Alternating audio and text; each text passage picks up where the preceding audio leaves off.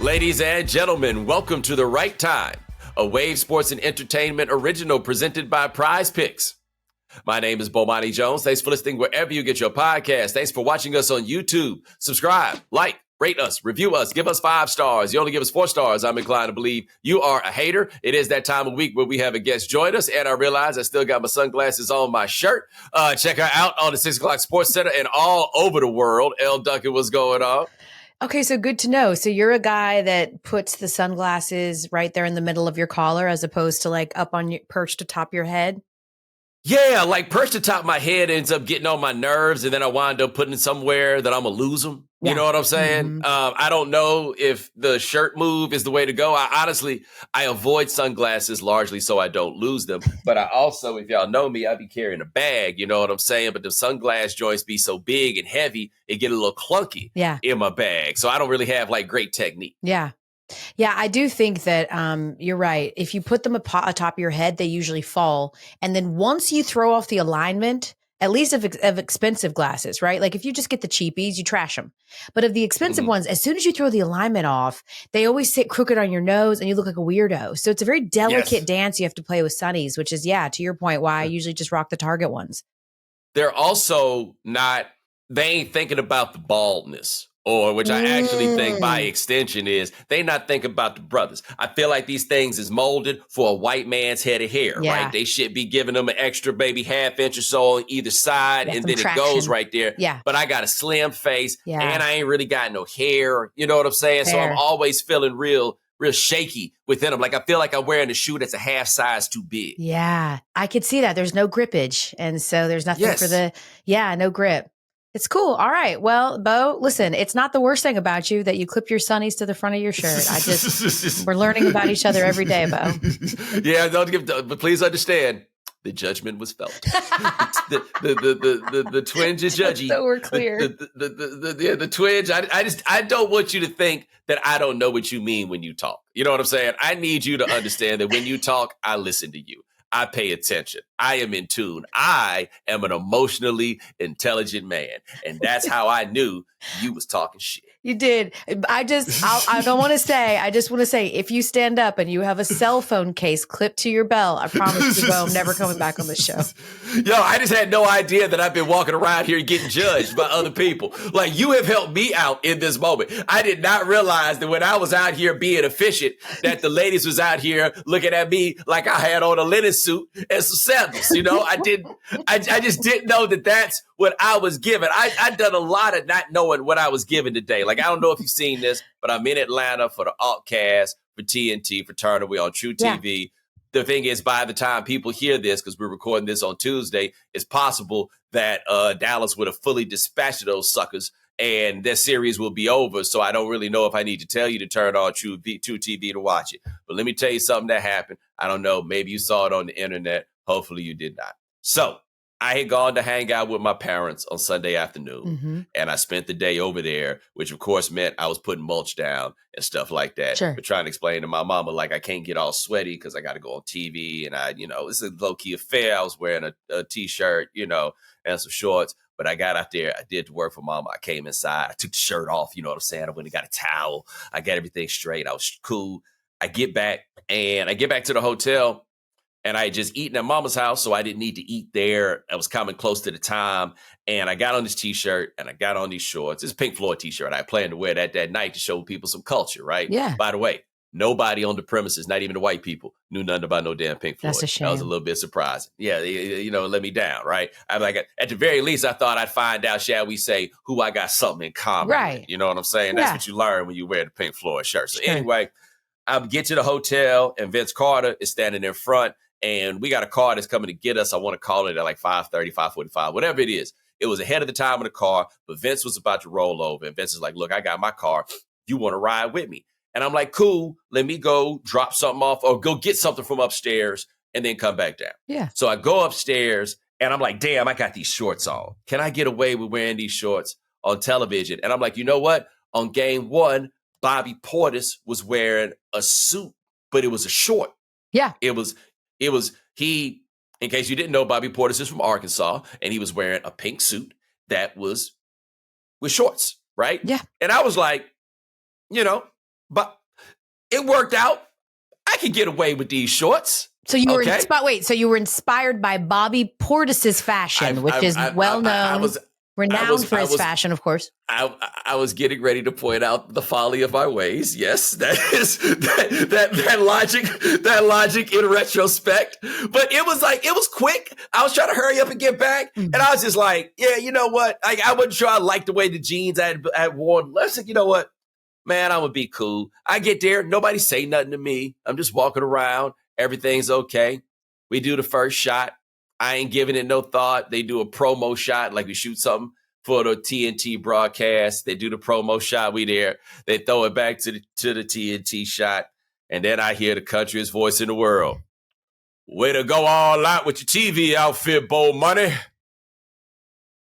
So once Charles get in there, here comes Shaq. Now, Shaq got to say something, right? Ain't nobody trying to see them chicken wings. Who's ever called legs wings? No, okay? Yeah. Who's ever done that? No. Kenny wait to the end, and it's the worst for Kenny because Kenny ain't really got jokes. So I know he means this shit when he says it. He's like, dressed like your kids at work. I ain't got no kids, Kenny. I had a joke that I could have said, but I don't know him that good. But next thing you know, it's Bomani Jones roast fest. And I'm like, you guys are really funny. But see, this is the thing y'all don't understand about this Turner broadcast, right? Because ESPN's a little bit more of a straight lace operation. Yeah. They treat you like you friends the second you show up, which is to say the heat is coming. Oh, yes. So we do the first block of the show, and as Adam left go all the way to the side, and he's gone the whole time around in order and introduce everybody. So Chris Haynes is right next to him. He introduces Chris Haynes. Jose Alvarado was right next to him. He introduces Jose Alvarado. Vince Carter, or I'm next to Jose Alvarado. He goes to Vince Carter. And I'm like, oh, boy. This is a setup. Go. Yeah. Mm-hmm. Classic. Heat, Mo Heat is on the way. And so they did a camera shot from the ground all the way up from my ankles, all the way up to thighs. And I got to be honest. If the joke was about my shorts, y'all need to be careful doing that shot. You know what I'm saying? But they did that. They got real slow up. They pulled it all the way up to me, and they tried to talk to me about that. I held up my shirt like Pink Floyd, great rock band. Why don't we talk about the Pink Floyd? They lit my ass up for like 3 hours about this. Charles Barkley said something about my ashy ankles, and I want a retraction on that. Okay. That's where I want a retraction. Yeah, you draw the line there. Not ashy. Yeah. I draw the line there. Yeah. You want to get on me about my choices in fashion or my choices in attire, that's one thing. If you think I went on TV ashy, you got me fucked up. Yeah. I ain't appreciate that. That's an indictment on your mom, honestly. Like, it's an attack on your mother if someone calls you ashy on national television because your mama did not raise you that way, Bo. So I understand how you could be that upset. Yes, I drew the line right there, right? Like this ain't Kevin Durant. You know what I'm saying? I do care. I just cared in a much. Oh no, he didn't. No, let's be honest. And I feel bad for him in a sense, though. I don't think he cares. He has made the decision that he's willing to be the patron saint of ashy for this current generation. Yeah, he really doesn't care at all. On one hand, you respect it. On the other hand, it's like, oh, it's so distracting, though. Your skin shouldn't be gray. It shouldn't. You know, we want to if we want to represent for our community, no one in our community is gray by nature. You need to put on some lotion.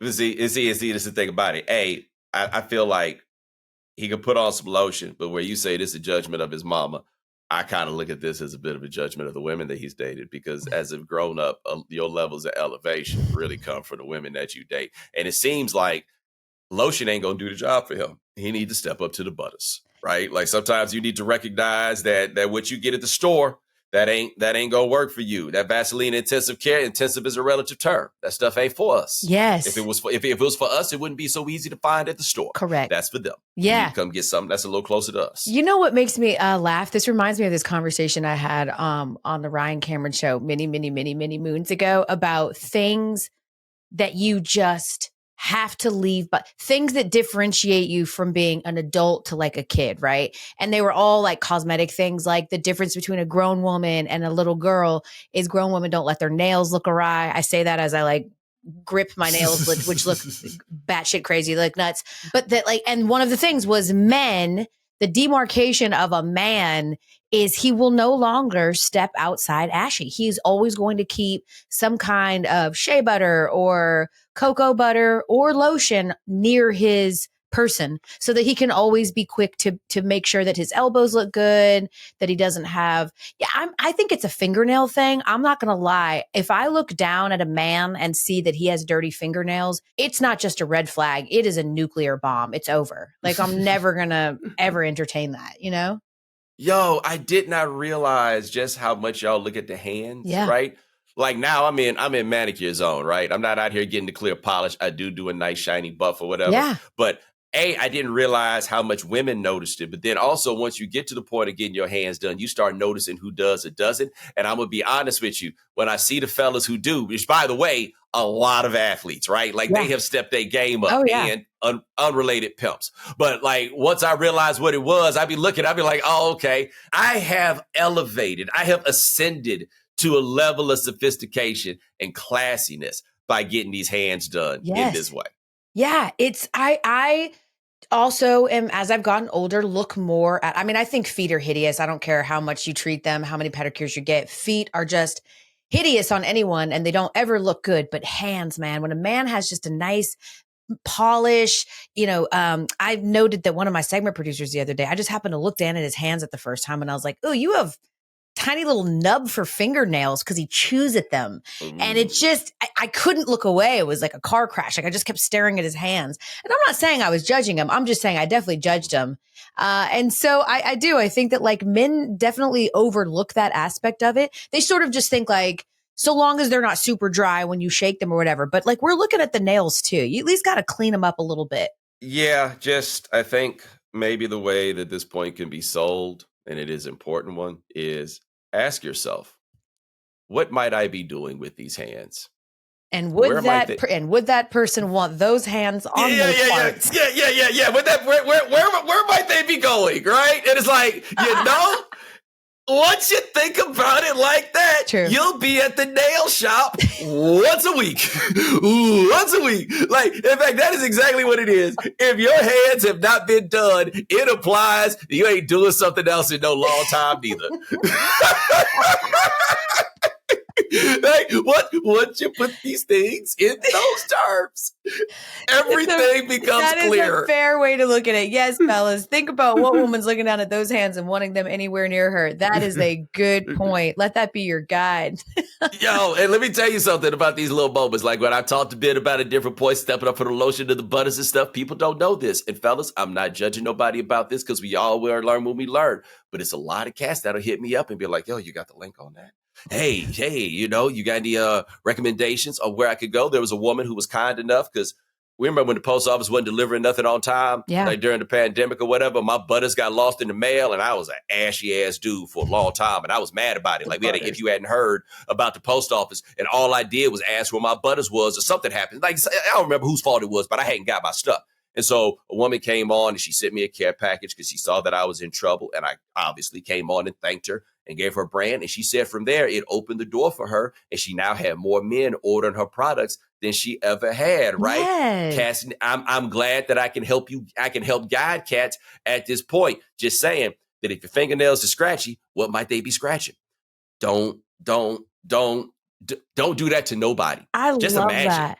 I love the idea of you being like a Jergens Sherpa. You're like, let me lead you. Let me lead you to the land of smooth skin and hygiene, fellas. Yeah, hey man, look, sometimes you just need a real one to let you know what it is. They know I ain't no sucker, right? Yeah. Like when they know that if I'm the one that's saying this, that it must mean something. They also be hearing their lady talk about my skin and they don't want it to just be me. You know what I'm saying? Like they kind of out here like, yo, like she say one more thing about that dude's skin. In fact, my solution is going to be get like him. Get like him. Hey, partner, like I understand when they send me them emails. Like I'm not judging you. You know what I'm saying? I'm not trying to flex on you, but I don't blame you for trying to get like me. If I was like you, I'd try to get like me too. Stunting is a habit. Get like me. Okay, Doc, I see you, Bo. I do believe that I have somehow kind of sort of carved out a niche where like with my tribe, I can kind of flex every now and then and everybody thinks it's like kind of okay. Like I admit when the boys is ridiculing my shorts. My man Aiden talks about he got a cousin who was a big fan of Rudy Ray Moore. And his cousin went to a Rudy Ray Moore show and he sat on the front row And Rudy Roy Moore called him a high yellow motherfucker. And it was one of the highlights of his life. Like, he was just so ecstatic that happened. And I am not going to lie. When the dudes is ridiculing me, I felt like part of the team. Yeah. I was like, yes. Oh. It's like, listen, shit talking is their love language, you know? And I always try to tell people that. I'm like, yo, if I'm unfamiliar with you, like if I'm not cool with you, like I'll just be like very surface nice. I mean, I'm a nice person in general, but I'll just but if I like you, like if me and you are vibing, I'm going to start talking shit because that's how I express love to people, by like ribbing them and finding something similar to, you know, your chicken leg experience. By the way, right. Don't we call them drumsticks? Like what? Right? Legs? Like, you know, twigs. I don't know. Was there a Gumby joke in there? It just feels like chicken wings. That's your arms. If you had little skinny, frail arms, that would make sense. Yeah. And also, he didn't realize the level of progress that I made. You know, I told you about this, Elle, but I've been working out a little bit. I put on a couple pounds, and it took like for me to be willing to show my legs off in public was progress. You know what I'm saying? It was progress. And then you were mocked relentlessly for it. Then I was mocked. And then Shaq was like, don't nobody want to see that. And I had to correct him. And I was like, look here, partner. I don't know necessarily who it is, but please understand, somebody want to see these. Oh, yeah. Somebody do. I would be willing to bet you there is a YouTube compilation somewhere that says Bomani Jones thigh meat. I know this because you'd be surprised. There's a whole thigh meat community, and every time just even an inkling of thigh is shown for a respective public figure, a whole YouTube video is made about it. So I'd be willing to bet somewhere on the internet lives some great shots of those thighs. Elle, I think you might have made a bit of a mistake for yourself. Oh, no, I already know there's multiple videos that exist called Elle Duncan thigh meat. Yeah, I was just letting you know. Like, you just basically, the listeners of this are not necessarily on the Let Me Go See Bomani. They're like, you say they got one for everybody? Everybody. Yeah. Oh, there's a couple where I think there's one where I'm battling Carrie Champion. I can hear the clicking and clacking from here. Although I will say this, if there is a video, and Carrie is one of my very good friends, but nobody has ever been more dedicated to making sure you saw their legs on television than Carrie Champion was. Period. I mean, she's the prize winner on legs. Those things are incredible. Yeah. Look, when Carrie was doing Sports Nation, and I forget who, I think Beetle had been there. No, Beetle was not there direct before. I think it was Marcellus and whatever. Whoever was there before was not the host. Was not Carrie Champion. Carrie started hosting it, and suddenly now we have a segment of Carrie doing a stand-up. There had never been a stand-up on this show before. Some producer was like, "Hey, the game has changed." Yeah.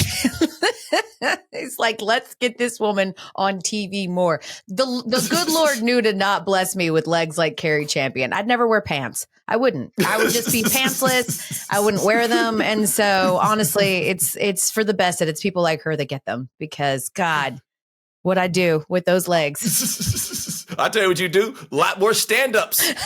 That's what you'll be doing. I guess you do a lot of stand-ups as it is. It would just be different camera angles, because that's 6 o'clock Sports Center. They got that big old studio, and they want to show that thing off. Oh, yeah. Nah. The boys know what they doing over there.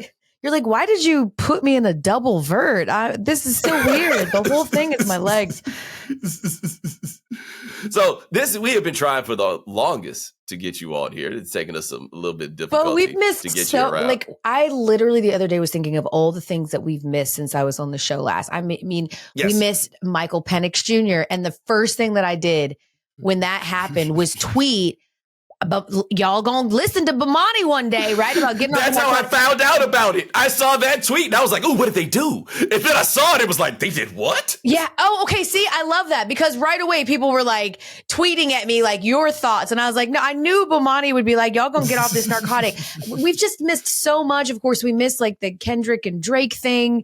Yes. I feel like we finally were able to catch up, because I've just been running around like a mad woman. But yeah, like I'm so pumped to be back and talk to my brother, because some things have been happening. The culture's been happening, Bo. They have. Now I want to talk to you about a few things WNBA, and we'll do that after our break. But since I got you, we hadn't talked about Drake. There is a good way for us to catch up on the Drake thing, and I'm just curious what you think about this, because I haven't had a chance to talk about this part. After everything that's happened, right? This man has basically lost the respect of whoever respected him previously. Some people might still like him, but respect is fleeting, right?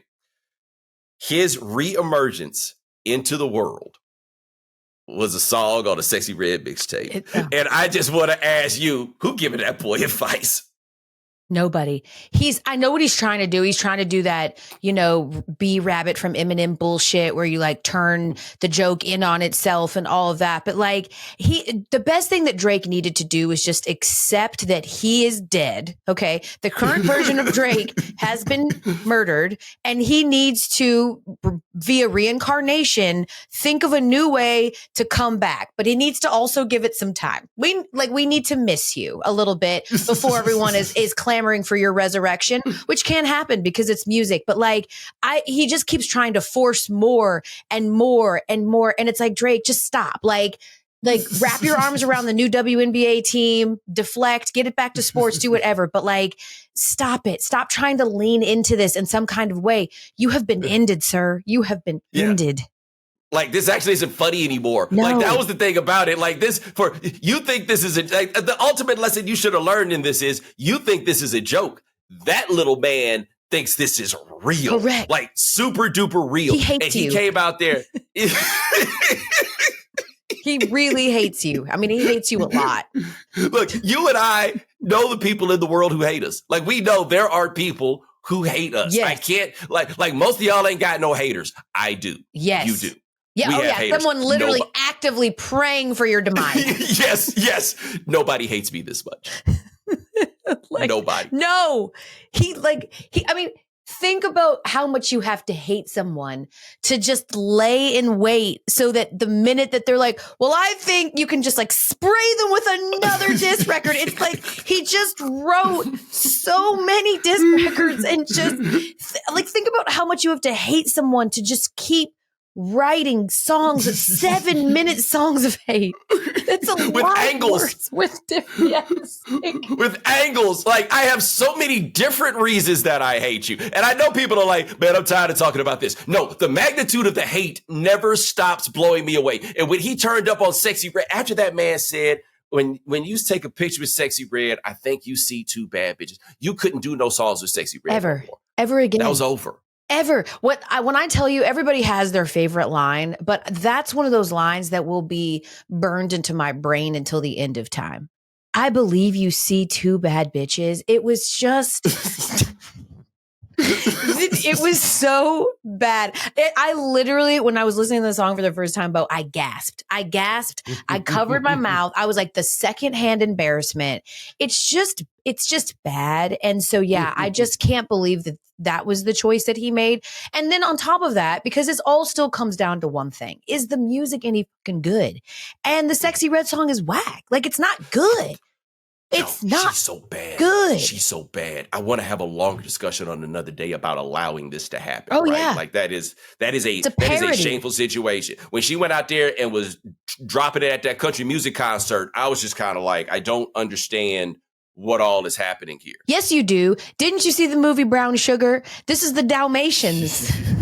She's Red and Ted at the same time. She's both of them. This is Drop Squad level of you're just like, this is so stupid. Come with us. Come with us. It's horrible. I kind of leaned in for a minute when we were just embracing that the city girls were just going to be offbeat. It was fine. They were going to lay their lyrics and then someone was going to try to match the beat up. I was all in on that. It's a thing now. I personally didn't grow up in a hip hop where being offbeat was a thing, but Blueface is popular for a reason, right? Even though I can't listen to anything he has to say. Glorilla. Yeah, it's to save her life. Correct. It's really, really difficult to listen to some people, largely me, but I understand. But the whole thing with Sexy Red, I don't get it. It's not for me. It's for somebody, and that's great but it ain't for people that like good music. I don't know if it's a thing. Well, I'm going to throw something else here about that beef, and then we go hit the break. I read a book once, but I didn't finish it, but I started halfway through. It was a bio of Jimi Hendrix, and it talked about when Jimi Hendrix was a side man, and he was just too big a personality to be a side man for all these people who would tend to cause friction. And so he was a side man for Little Richard. And they said that he'd be time for him to play his solo. He's Jimi Hendrix, right? So he's coming to the front of stage and flicking his tongue and doing all this stuff. And he's dressing like Jimi Hendrix. And Little Richard had to get him out of there because, quote, nobody's going to be prettier than me. That was the Little Richard problem with Jimi Hendrix, is that Jimmy thought that he was prettier than the star. Yep. Kendrick said that about Drake, where he was like, you don't like women, you see them as competition, basically. And I do wonder if a lot of these Kappa types, and not that Drake is a Kappa type, but you know what I'm talking about, don't quite realize that, like, pretty women do not appreciate somebody who thinks that they are the pretty one in the situation. Like, that if you are the bad bitch that we talk about, actual bad bitches do not like that. And I will never call you any form of bitch because that's too far, but you are a pretty woman. And I think that you are here to tell people that is exactly the case. Like, that's not a contest that you should be trying to win. I could not be more disgusted by, like, beautiful men who know they're beautiful and work really hard at being beautiful. You know, like, you admire those dudes on, like, magazines, but you don't want to. I broke down one time. I was down bad. I just got out of a long relationship and I fell victim Atlanta to going on a date with like the dude was like a model, right? I mean, he was pretty. He was very pretty. He would get all the second glances. Like, even the brothers would be like, God damn, that's a pretty dude. And he was just textbook vapid. Do you know on the first date, he brought a headshot, and he's like, now I know I said I didn't know what you did for a living. At the time I did radio in Atlanta. He's like, and he reaches behind his back and I'm like, oh, he's going to kill me. I said something fucked up and he's going to shoot me. And he pulls out a headshot and he slides it across the table. And he's like, if there's anything that you can ever do with that. I was like, bruh, I'm in radio. It's like the one fucking thing where what you look like doesn't matter, sir. I don't know what you want me to do with your modeling headshot. I work in radio, sir. What the fuck are you talking about? And immediately regretted it. So I tried, pretty men. I tried one time. And your delegate, he sucked. We're coming back with more of The Right Time in a minute. Playoff basketball season is heating up, and Prize Picks is the most simple way to get in on the action. You just select 2 or more players, pick more or less on their projected stats, and submit your lineup. Quick withdrawals, easy gameplay, and an enormous selection of players and stat types are what make Prize Picks the #1 fantasy sports app. But rather than hear it from me, let's hear from somebody who actually uses Prize Picks. Sean, how's the picking going for you? You know, Bo, you win some, you lose some. I've had some real close breaks, but, you know, my favorite part about Prize Picks is the injury insurance they offer so that your lineup stay in play, even if one of your players gets hurt this playoff basketball season. So let's say your player exits the game in the first half of the playoffs and doesn't return. Prize Picks has your back and it won't count as a loss. And look, not that I want injuries, especially in the playoffs, but it's reassuring that I won't get penalized for it. No, man, that is a big deal. Well, there you go. Sean's asking for injuries.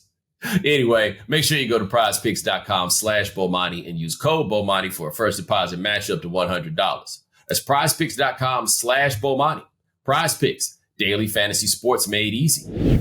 All right, Elle, you have been on the desk for a lot of women's basketball coverage, and I've been telling people for a long time, y'all say y'all want more attention. Y'all don't want us showing up. We're going to get there, and you're going to wish we never came. Yeah. You are.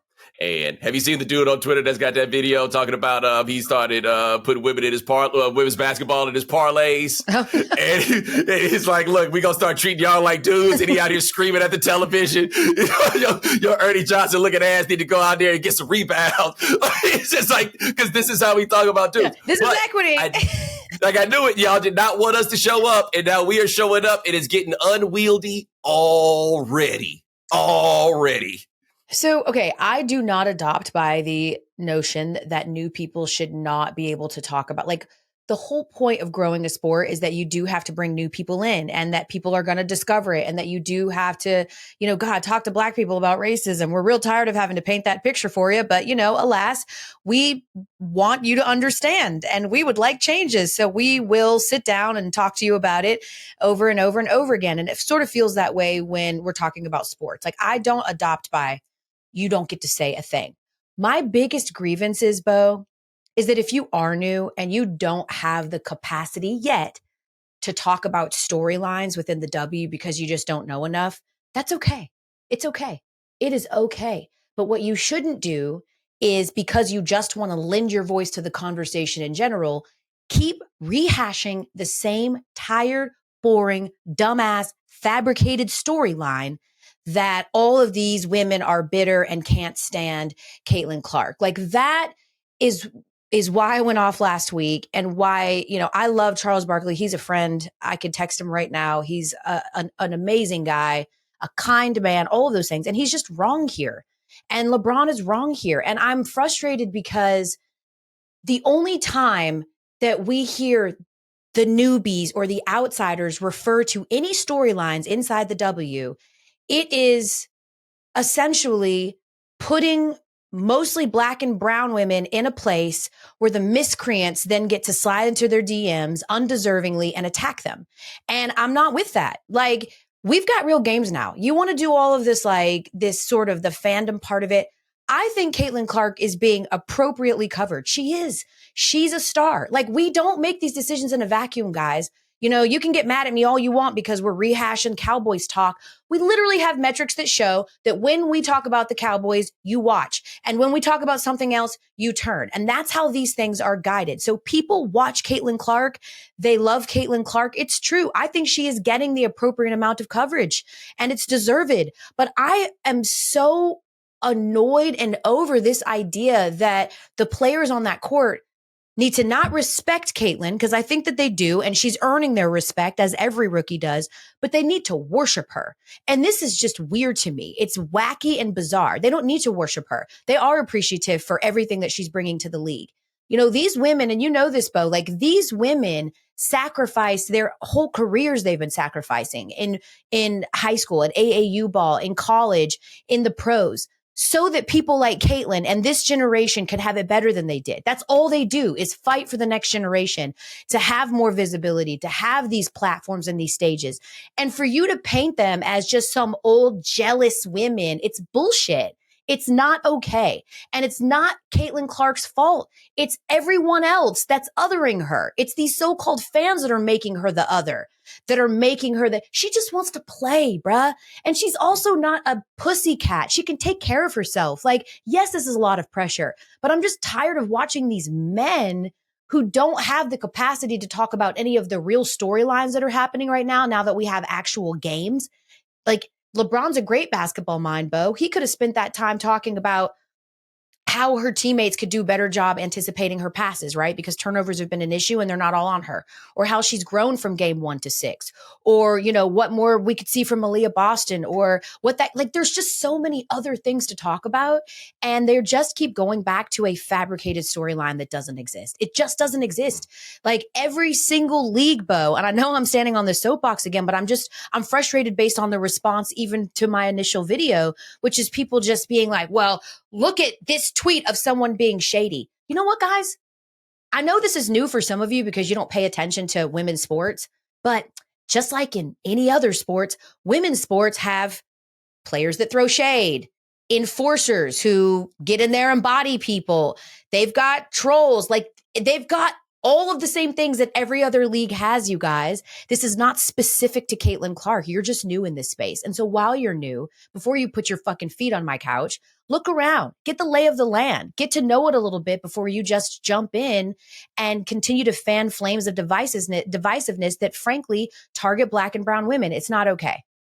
And see, the thing for me on that, because I think everything you said was correct, but let's operate on the assumption that the women in the league are jealous of Caitlin Clark. Let's throw it out there. I don't think that's the worst thing in the world if that is the case. Michael Jordan certainly got super jealous. I mean, we believe that he was frozen out of an all-star game in 1985. Like, we believe that Isaiah Thomas told people, don't pass him the ball. Isaiah swears he didn't happen, but this is how it goes, right? The boys that came for Lonzo Ball when he first got in the league, like, that happens to young players. A humbling is always there.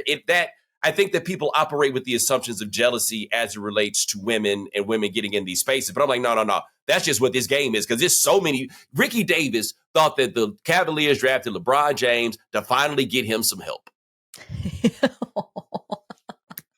That really Seems so naive happened. now. That really happened. He thought they went and got something for him. You know what I mean? So like, this is how the game goes. This sort of thing is what it is. It was an interesting discussion for me because I had not personally seen, I didn't discount the possibility, but anybody that was actually saying that the other women should take it easy on Caitlin Clark, because that's crazy talk. Right? Like that, if anybody actually believed that should have been the approach of the rest of the league, is to treat her like she got cancer, right? Like it's Make-A-Wish Day, and we just letting the little homie get a touchdown in the spring game. No. What was it? Anescu, they hit her with that super screen and took her to the ground. Look, I give her credit. She popped up right into the ground. I'd have gone through that thing. It would have been like a Road Runner cartoon. It'd have been a hole in the ground where I just fell through, and that shit would have looked just like that. With the body mark. Yes, it would have looked like a crime had taken place, except the crime was they spiked him through the ground, right? But that's what these games are. Like, I think for a lot of people, it's going to be interesting watching men migrate into this. I've talked about this a few different times in the past. The way that we talk about sports is very specific to the way that we talk about men, and reconciling the way that we generally talk about women in public and polite company with how we talk about sports is going to be a very interesting endeavor as we try to bring these things together. And so I think for a lot of dudes, they don't necessarily know how to talk about women in public doing the things that these women are doing. I think that's a super fair assessment, is that they just don't, it's impossible in many ways. It's so funny to have this conversation without sounding like America Ferrera in the Barbie speech, the monologue that she had.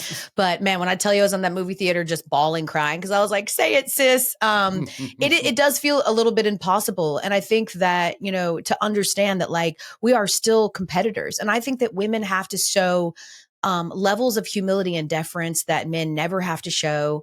And so much of that we naturally carry with us because we are beholden to something bigger, right? Like a white, top prospect doesn't have to worry that if he doesn't do the job well, no white man will ever get the job again. And like, these are things that people of color, things that people of marginalized communities sort of always carry with them anyway, is this responsibility to others.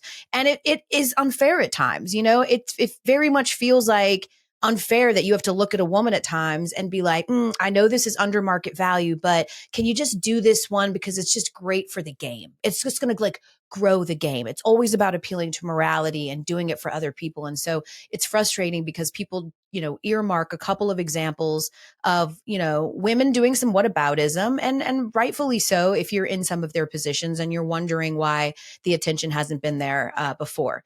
And there's a million reasons why Caitlin Clark is as popular as she is. And yes, certainly race comes into play with that, but also she's wildly freaking talented. And she is benefiting from a time right now where the platform's never been bigger, where the eyes have never had more attention. And frankly, when the attention is on her, she always delivers. This is the first time we've seen her stumble. She hasn't lost 5 games in a row, probably since middle school, So I think that this is going to be ultimately the beginning of what will be a great, career for Caitlin Clark. But the idea that these men are hell-bent on protecting or saving her, it's insulting to her, and it's insulting to women in general. We don't need the help of Jim Dog 373 on Twitter.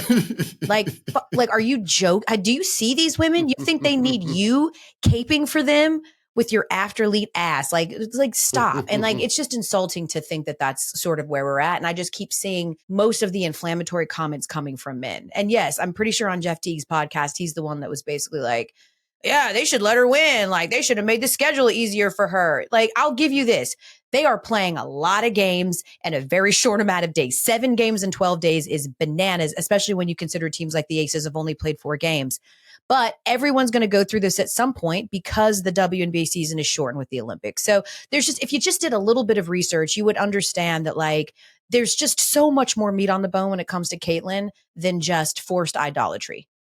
Also, you also have to keep in mind, though, NBA players, I would say that maybe half of them absolutely believe that under those circumstances that the NBA would do something to make it such that Caitlin Clark would start the year, score 35 points a game to get this money. Like, they operate with a completely different level of cynicism. Fair. The script writers. About their league.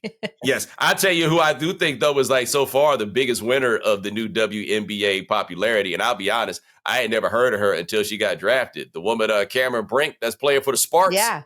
She's going to make a gazillion dollars. She got drafted to the absolute right team and has, like, she got good vibes about her. You know what I mean? The absolute right look. But you see where they said that Kawhi Leonard, she made Kawhi Leonard laugh harder than anybody else. I saw her take a picture with Shohei Ohtani. I ain't never seen that man smile before. He was over there looking at her like Nelson Mandela when he finally got to meet the Spice Girls. Listen, he was over there like, hey. Cameron Brink, when she was drafted to the Spark, she's really, really good defensive player.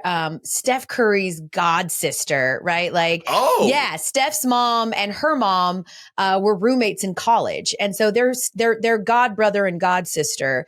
Her mother worked on Don Staley's first shoot. Like, they are like a basketball legacy family. And the great thing is that, yes, Cam Brink absolutely looks like a supermodel, which always helps in LA, but she's really freaking good. She's really, really good. She is second right now in the odds for Rookie of the Year, but she's been really fun in particular to watch and to watch people. You know, I remember her obviously from her time at Stanford, but I think for people to sort of be like, who are these supermodels? Because that's the cool part, I think, about the W as well, is that it takes all kinds of women and all kinds of women make up the W. And so when we do these sort of like fashion fits, I've seen some of the dudes like on social media being like, oh, I thought we weren't supposed to focus on what women look like. I thought you guys just wanted to be taken serious as athletes and we're not supposed to focus on you being hot.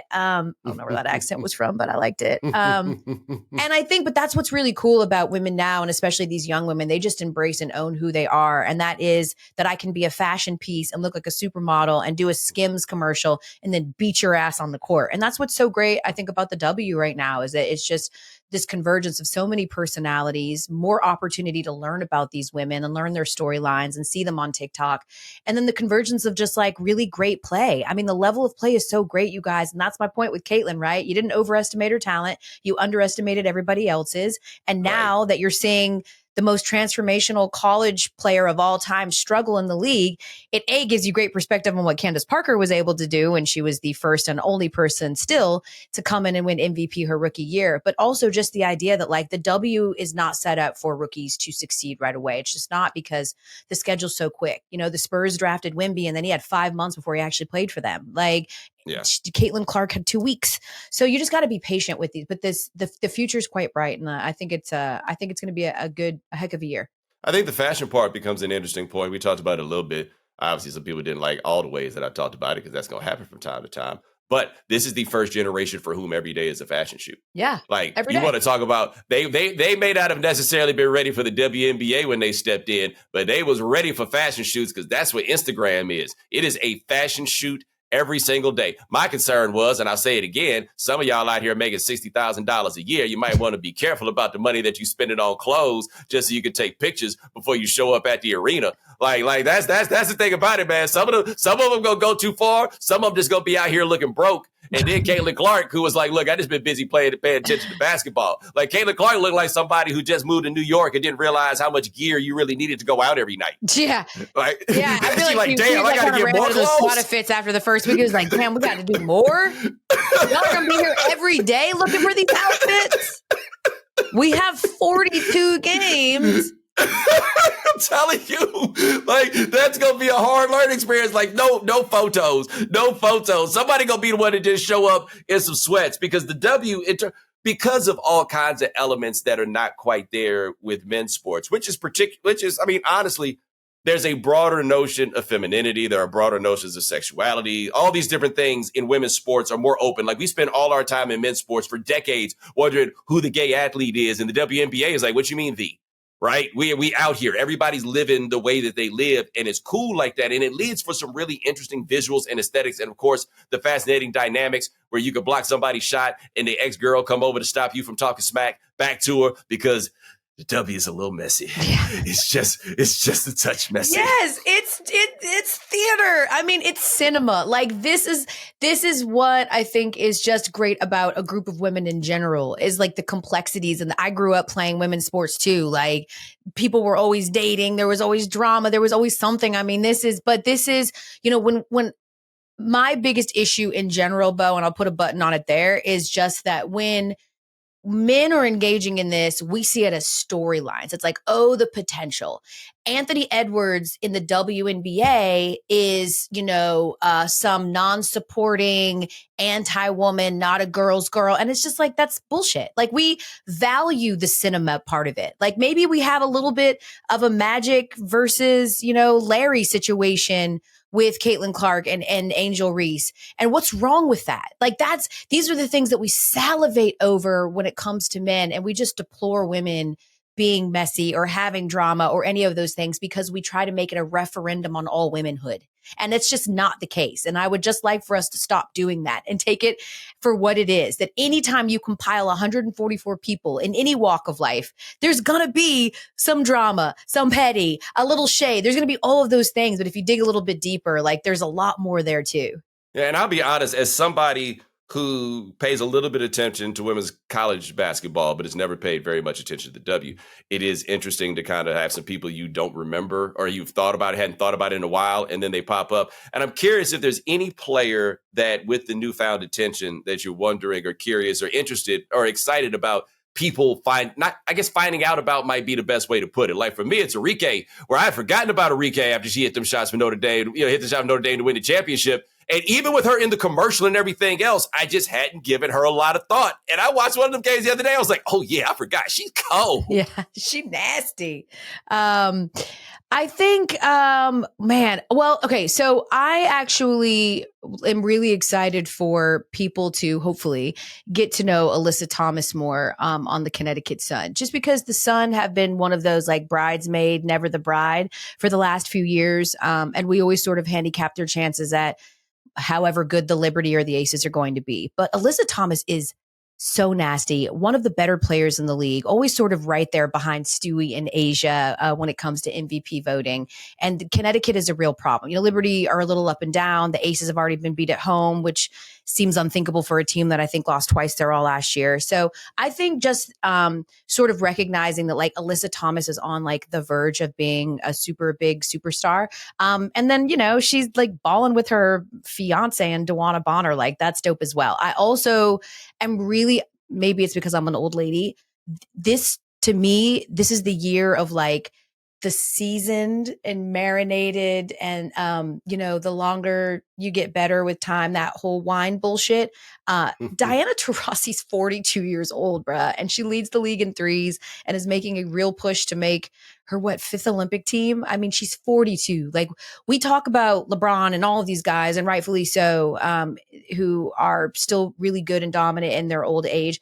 But Dee has had like a lot of injury, and for her to be so good, Tina Charles, 35, like sort of trying to revamp her career in Atlanta and being fantastic. And then Dewana Bonner, who I mentioned, 37 years old and on a Connecticut Sun team that looks like they're going to win a championship. Like, there is so much talk about the rookies, and I think that's cool. But I love the fact that it's some of the OGs that are also showing you and really setting the pace in the league right now.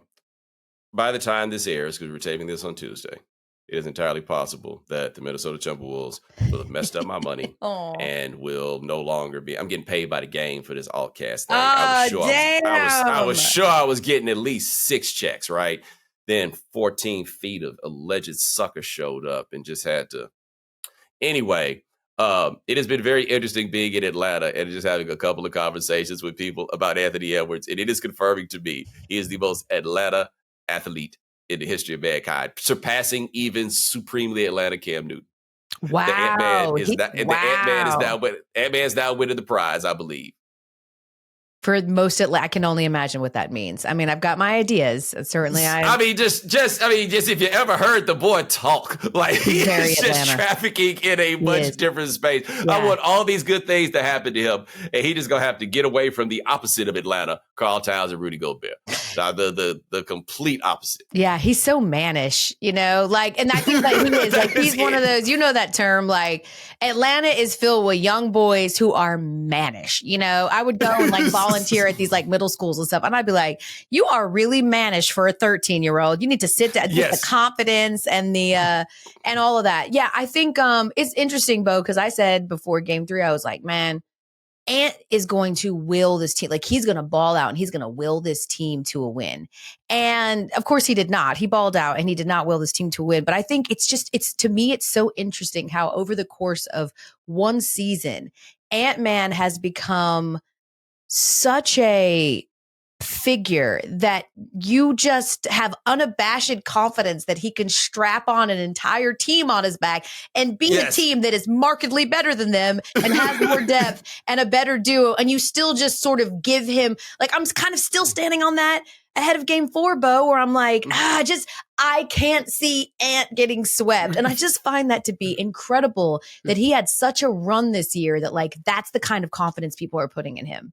Yo, manage, first of all, manage is just such like an excellent word, generally speaking. But manage is such a perfect description of him in this context. Because I was talking the other day. I was like, Anthony Edwards reminds me of that dude in middle school was sleeping through class. And the reason was he worked a whole night shift to provide money for him and his 21-year-old girlfriend. Correct. And you're like, you're not supposed to have all these responsibilities at your age, son. Yes. That's what Anthony Edwards is on the Minnesota Timberwolves. Yes. You're not supposed to have to do all this. Yeah. And look, he got Mike Conley and Kyle Anderson. Like, they be helpful, but it's still like, young fella, man, you should be able to be a kid right now. You need to just be focusing on your books. Yeah.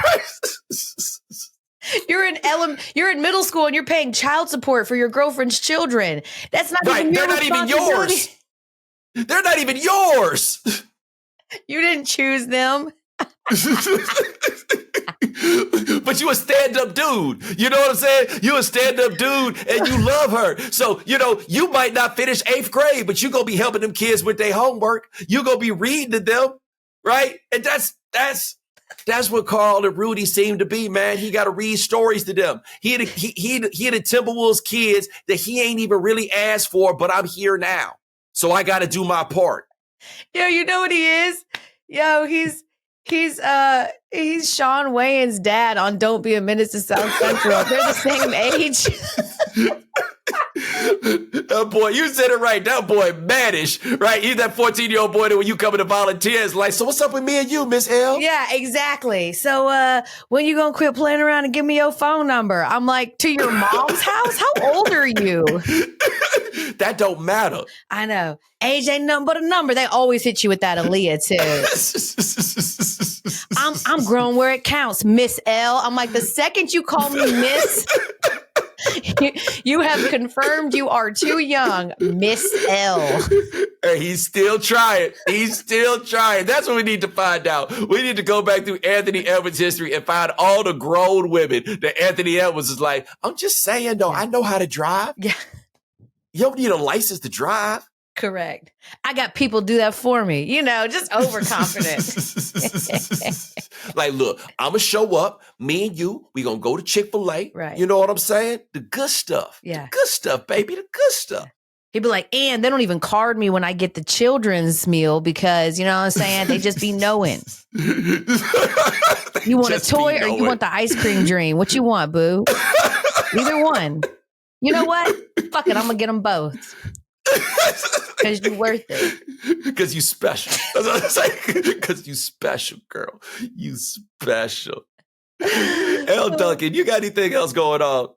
No, man. Ain't nothing but change but the rent. Just glad to be able to talk to my partner and them. I'm just saying, you know what? We need to set this up. You got your I was going to say your little 3-year-old boy, but that boy ain't little. He just 3.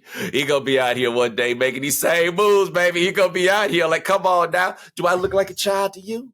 Bruh. It's a grown man. Do you know how many times I look at my husband at least a week and I'm like, we're going to have to get the light skin out of him. We are going to have to fight to get that light skin attitude out of this boy. It's already showing.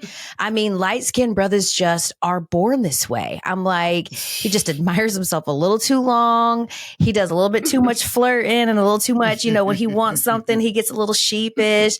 He can damn near wink at you while he's asking for some muffins or a Cheeto or something. Like he is. He's going to be on one. I'm just so glad that he is not in Atlanta where the light-skinned man goes to truly thrive and become almost their monstrous selves. Oh, no, then don't let him go to Houston. Don't let him go to Houston. No. Do not let him go to Houston. That is where the light-skinned man wins. Like, let me tell you something. You know, you got women who are into dudes from different frats, right? Yeah. And, you know, you got the women that like an alpha, women that like a Q, the women that like a Kappa. Houston is a city full of the women that like a Kappa. Oh, wow. Okay. A whole city of them. Everybody. Yeah, a whole city of them. Whole city of them. That's what I'm saying. That boy, like, you need to keep him out of Houston. And that's where it goes. The other thing you need to understand about Elle's son is that boy is Aaron Donald Jr. Yeah. Like, not saying that Aaron Donald's that boy's daddy, but that boy going to be Aaron Donald if he got any speed about him whatsoever. He is a significant, I mean, this kid came out with like sideburns and a hairy ass. I was like, oh my God, the testosterone's pumping through this kid's veins right now as we speak. He looks like Aaron Donald. He already has his size head already. It's going to be really interesting to see, you know, I'm hoping that the length keeps going because right now we keep expanding in the belly, but not so much in the height. So we're going to see what happens there. But yeah, man, he's a big kid. Did my girl finally come around on him? I know it took her a little bit. Yeah, they're cool. I mean, you know, she loves to laugh at him. We were watching Homeward Bound last night. Do you remember that movie with the talking, you know, dog and cat and whatever? And, you know, my kids are obsessed with villains. They're too used to watching Disney movies where there's a clear-cut villain. And in this case, Homeward Bound, the villain is just Mother Nature. They're just like trying to find their way home as they go through the, you know, mountains and shit like that. So there's not like a clear-cut villain. There's not a monster. And so my son just the whole time just keeps asking like, you know, who's the villain? And so finally, there's like a scene in the farm where like a turkey chases them. And so my son looks at me and goes, "Oh, is the turkey the villain?" And Eva has been for the last 24 hours since that happened, just laughing her ass off at him. Can you believe that he thought the turkey was the villain? He's so stupid. I'm like, God, be nicer. So yeah, she enjoys making him the punching bag as most siblings do. And they're friends now, mostly. She wanted to put that boy on the grill that one time. She did. Yeah, she did. Yeah, Bo's right. We thought she was finally getting to like her brother. She asked to push him around in the stroller and we're taking videos. We're like, this is so cute. And then she was like, I'm going to put him on the grill. And she walked him right over to the grill. She wanted to grill her baby brother. We thought it was a bonding moment. She was just prepping him for grilling. So no, I love the evolution. My buddy Shannon, I'll never forget his son. I love that little guy. He's the sweetest little boy in the world. And I think he was 3 when his sister was born. And he had been so excited about that little girl. They had the sonogram picture up and he would walk over and go, "Sister," right? Like Braylon's just the sweetest kid. He always had been. And that baby finally came and he saw the baby and he looked up and goes, "I don't want that." He came around quick, right? Like they would think his things very quickly. But in the beginning, this was not something that he asked for. Send it back. My sister did that to me. They looked at me through the window, you know, when they used to line all the babies up in the nursery.